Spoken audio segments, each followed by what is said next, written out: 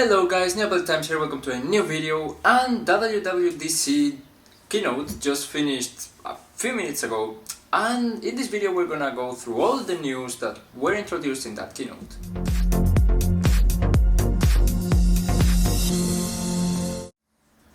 Okay, so as you know, WWDC is Apple's Worldwide Developers Conference that takes place once a year around this date. And usually a lot of developers go there and spend a week with workshops and different one-on-one sessions with developers and like Apple developers, like that work at Apple, and so much more. So yeah, this year, as you know, the world is changed a little bit in the past few months, so it's all virtual. And so was the keynote. So it was a different keynote to what it usually is. It was more like a video that wasn't live actually. That was kind of a disappointment. But yeah, it was good. I really did miss some Craig Federighi's jokes there. He did one, wasn't bad, but he just got us very badly accustomed. But anyway, to what's important, new versions of iOS, iPadOS, macOS, tvOS, and watchOS. Did I mention watchOS? Anyway, were introduced.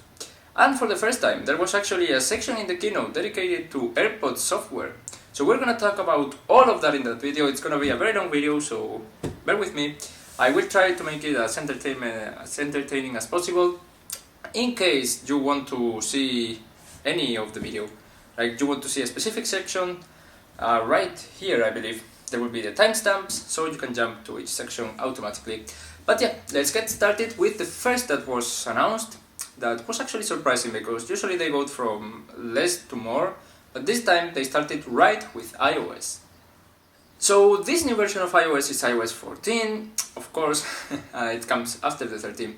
There were some rumors in the last few hours saying that it could be renamed to iPhone OS, going back to the very beginning where it was called iPhone OS. It will be more consistent since now we have macOS, iPadOS, blah blah blah. But no, it's keeping iOS. I'm glad about that change. I mean, that not change, because I know it's very iconic now to rename it. So yeah, but anyway, many new features. I actually wasn't very excited for iOS 14, I have to say, but like 10 minutes into the keynote, I was just wanting to get it. And speaking of getting it, I have here my iPhone 6s, which, spoiler alert, is the oldest iPhone to support iOS 14. So I'm gonna be installing the beta here as soon as it becomes available. And they're literally just now updating the Apple developer page. But I've been installing it here and will make videos about it. So if you don't want to miss them, you should subscribe down below. But yeah, what's new with iOS 14? So first and foremost, a new redesigned home screen. So I wasn't a fan of this at the beginning because I think the home screen is just so iconic, and I've been using iOS for almost 10 years now and I've gotten used to it, so why make a redesign? But the way Apple did it, I actually really like. So we have widgets now integrated in the home screen. We have a gallery view which just shows all the apps, so you have like your main pages and then you have the gallery view with all the apps together. And yeah, also you can add widgets to the home screen, so you can add weather widgets or reminders or whatever has a widget that currently is in the Today view. You can now add it to the main view, which is very nice. And yeah, that's pretty much it. There's also a smart widget that will show you the most relevant information depending on the time of the day, kind of like the Siri watch face works in the Apple Watch. But yeah, that's pretty much everything with the gallery view, I mean the redesign, which is very good. Can't wait to test it out. But now let's jump to some more things. But what's even more exciting is that there is picture-in-picture, so yes. So yeah, that feature from the iPad where you can actually see a video while you're not in the app that's playing the video, wherever in the system, is finally coming to iOS. So Telegram has actually supported this for some time now, but just inside the app. And yeah, of course, now like the whole system is getting it, so that's pretty great. Well, speaking of the UI, there's two very big changes that have been wanted for ages now. First off is the phone calling interface redesign. Yes, so now when someone calls you, your iPhone is not hijacked if you don't want to answer for all that time.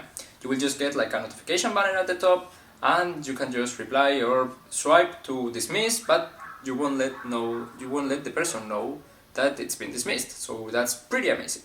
And similarly, Siri has been redesigned, and now whenever you say the magic words, it will just appear in in a small circle at the bottom, and the results will appear at the top. Or if it's the iPad, it will appear in a corner, and the results will appear just right next to it. Speaking of Siri, Apple says it's become more intelligent and now can have more facts as before, and there is also a new translation coming. So there is a new translation app that will work with a variety of languages at the beginning. I'm sure Apple will add more, including pretty much the most common ones: English, German, French, Spanish, Chinese, Russian, and some more, 12 languages in total. I'm sorry, there was a fly.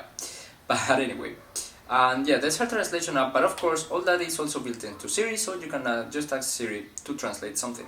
Next is iMessage, which is evolving, and I actually have to say that I'm so excited for this update because I've been wanting some of these features for ages now. So the first and foremost is being able to reply to messages. So every single app has this now: Facebook Messenger, WhatsApp, Telegram. So imagine you're just in a long conversation, and then you just have to, someone has texted you 4 things and you want to reply to each and every one of them. So now there's a possibility to do that, and it actually has a nice interface that Apple put into it. So yeah, that's nice. Similarly, there's mentions, and you have the possibility to mute a group chat unless you're mentioned or a message that you posted is replied to.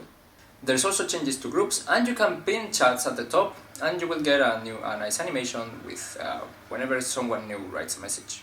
Also, Memojis, there's of course new options to customize your Memoji, including a face mask, which is pretty useful for nowadays.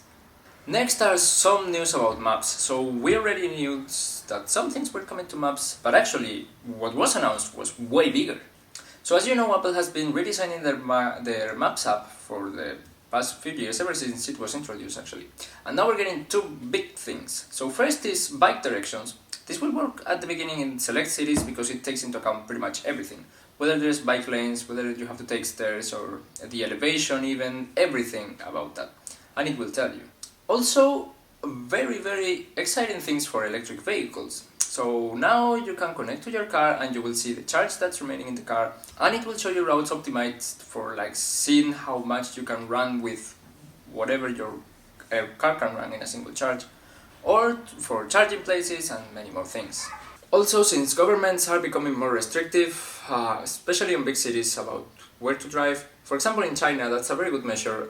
Some cars are allowed to drive for example in odd days or on couple days, so you can store your license plate on the Maps app and you will be told when you are allowed to drive. So I think that's pretty cool.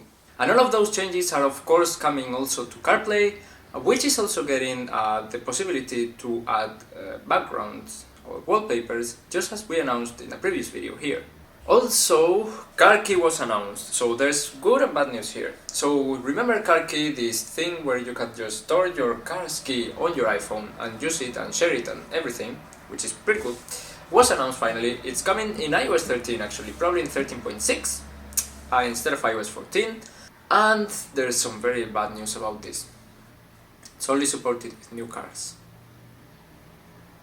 So yeah, I was really excited that that would come to my car because, as I said in other videos that we talked about Car Key here, literally it just needs that I have my key and I don't have to plug it in anywhere or just even take it out of my pocket in the whole drive. I leave my house, I put my key in the pocket, I get back to my house and I take the key out of my pocket, and that's everything. But yeah, so as of now only the BMW 550i is going to be supporting this, which will be launching next month. However, Apple says that they're working with the Car Connectivity Consortium to bring it to more vehicles that will be released in the future. However, it probably will not be supported by vehicles that have been already launched. So this could vary depending on the manufacturer. However, it is possible that Apple requires some hardware there, just like they did at the beginning with HomeKit, to make this work. So it would be impossible to make it work for previous cars. I'm a really fan of this feature, and of course I don't want to buy a new car just for that. So I will keep you updated in this channel on whether there's new cars announced or old cars compatibility or whatever.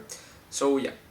And then we have app clips. So app clips was also rumored before, and it basically means that you can use an app without having it installed. This is especially useful if you go, for example, to a store and you can order online but you don't have the app. So you just tap on an FC tag or an Apple tag, or no, it wasn't called Apple tag, but an Apple QR code, and you will just get prompted with the app. Then you tap it, you get to the full app just for that, and you can just do whatever without having to install the app. Also remember that gallery view we talked about in the beginning? Well, the most recent app clips that you have used will be stored there. And of course, if you find yourself using an app very often, you can always download it from the App Store like we've been doing for 11 years now. Finally, and this is something that wasn't announced in the keynote we just learned just now, there's a Redesign podcasts app. So this will get more curated content for you tab, and yeah. And lastly, the very important question, will I be able to run iOS 14? And the short answer is, if you're running iOS 13, you will, which is pretty great news. So that's everything that was announced specifically for iOS 14, but of course then came iPadOS 14, which had some exclusive things, but also do relate to iOS. So for example, remember that Translate app? Well, Siri is of course being capable of it, and Safari will also have built-in translation. Exclusive for the iPad is Universal Search, where pretty much it's a redesigned spotlight where you can just type if you have a keyboard, just type on the iPad and you can launch apps, or you can search websites, or search for contacts, and pretty much anything. And the Apple Pencil got some really exciting features. So basically it's handwriting detection. Yes, so just like it sounds, it's so incredible that this technology is possible. So you can, whenever you handwrite, you can select the text, change the color, copy and paste, translate to text directly. It's so insane. And also Scribble is supported on the iPad. So just anywhere that you can type, you can write with your Apple Pencil. And it will detect your handwriting and translate it to plain text, where you can just use it. All this is processed inside the device, so your privacy is safe and nothing is sent to Apple. So those are the main features for iPadOS 14. I'm sure I'm missing some, and we will discover many more in the coming days, but yeah, that's like a summary. Similarly to iOS 14, all iPads running iPadOS 13 will be able to run iPadOS 14. Next is watchOS, and I have to say I wasn't very excited for watchOS at the beginning, but actually I really liked what they announced. So there's two main features. One is sleep tracking, and two is hand washing detection. Yes, so that's super stupid, but I love it. So it basically detects when you're making like the gesture of washing your hands and tells you like, hey, you're washing your hands. And then it starts a timer for you to wash your hands with the timer. So that's just genius. Especially for the times coming where we have to stay like with our hands clean. And yeah, it's pretty cool.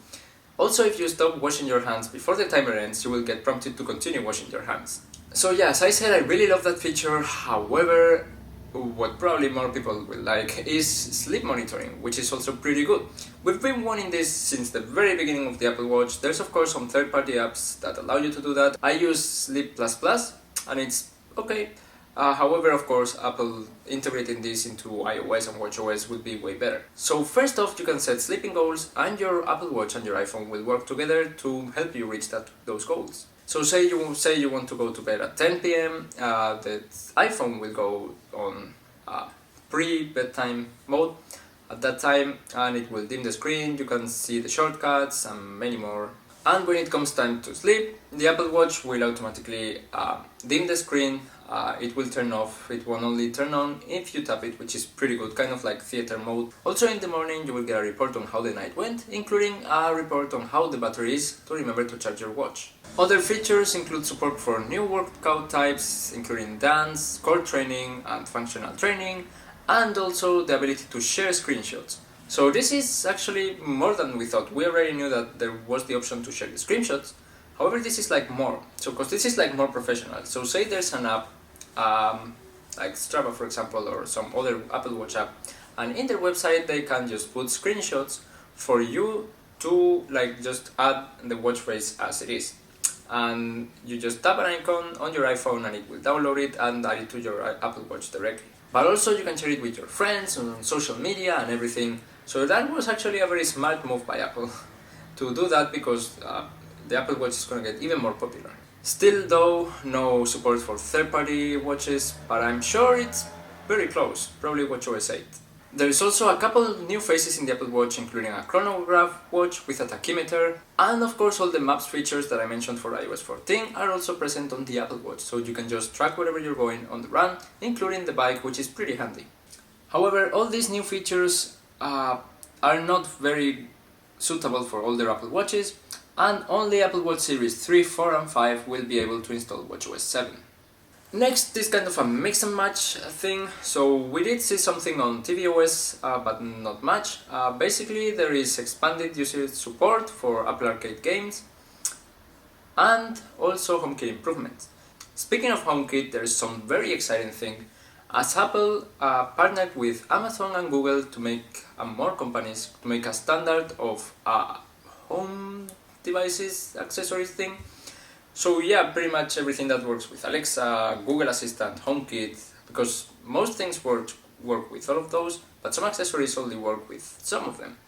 So yeah, including IKEA as well. Apple is partnered with IKEA, and they will be bringing a standard to smart home devices. Also, smart home accessories now get the same configuration menu that the AirPods, the HomePod, the Apple Card, many things. And light bulbs get smart light temperature depending on the time of the day, so it will adjust automatically. Next, there's some new privacy features which include the ability to transform old accounts in apps and websites to sign in with Apple. Also, a small indication that you're using either the camera or the microphone in an app. The ability, this is pretty cool I think, the ability to share only like general location or approximate location with apps.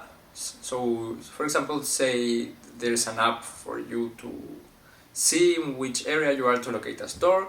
They don't need to know exactly where you are, just like around, so that's pretty cool. And lastly, Apple gets information about which data exactly each apps use and collect, and they will be prompting that on the App Store, similarly to how Android has done for so much time. Then there were some really exciting news about AirPods, which, yeah, as I said at the beginning, we got a specific section about AirPods software, which looks pretty cool. And yeah, so AirPods, two main things. First of all, they're automatically connected to each device, so they have automatic syncing with every single device. And I have to say, I thought from the beginning it would be like that with AirPods, but sadly it hasn't been, but now it will be. So that's pretty cool. Just say you're watching a show on your iPad with your AirPods and then someone calls you on the iPhone, so they will automatically connect to the iPhone. But then you go to the Mac and see a YouTube video, they will automatically connect to the Mac, and then it's time to leave and you want to play music in your iPhone, so they will automatically connect to the iPhone. So that's amazing. That's likely coming only to second generation AirPods and AirPods Pro. And speaking of AirPods Pro, they are getting special audio. So that's pretty cool. So for content that supports 5.1 surround, 7.1 or Dolby Atmos, that's pretty cool because you basically get the audio like coming from everywhere, not just from like in front or on your ears. So Apple says that the engineering team has worked very hard for this, and they have made it so that depending on whether you move your head or your device from one place to another, you will notice the sound coming from the same place. So that's pretty amazing. And next we jump into the Mac. So that was insane. I'm not quite happy to where the Mac is going, to be honest with you guys. Basically it's becoming iOS. Yeah. So we have the very same design language, even square icons, with some exceptions though. But yeah, the control center, which I like that, but the same gallery view and widgets that we saw before, similar windows to iOS, and many more things. So yeah, very big part of the new macOS Big Sur, which is called by the way, and was on the Redesigned. However, there are also some new features. There will be iMessage improvements for the Mac, including everything that we saw before in iOS. Also the ability to customize Safari, new apps including Maps and many more. Extensions on Safari, which is pretty nice, and they say they will be make it very easy for developers for other browsers to bring the extensions into Safari, and they will have a focus on privacy. Speaking of privacy, there's a new privacy manager where you can see what has been disabled for each website you visit. And yeah, so this new version, Big Sur, macOS Big Sur, is not macOS 10.16. Instead, it's macOS 11. So that's insane. I've been an Apple fan for a lot of time, but yeah, it's been like 16 or 15 years since macOS 10 was introduced, and all versions after that have been macOS 10. So Apple has taken this redesign and some other thing that I will tell you about shortly into consideration, and yeah, it's just macOS 11 now. All of this is leaving a lot of older Macs behind, including my old mid-2012 MacBook Pro, and these are the Macs that are compatible with macOS 11. And what's this new thing, you might say? Well, Apple's ARM Macs are here.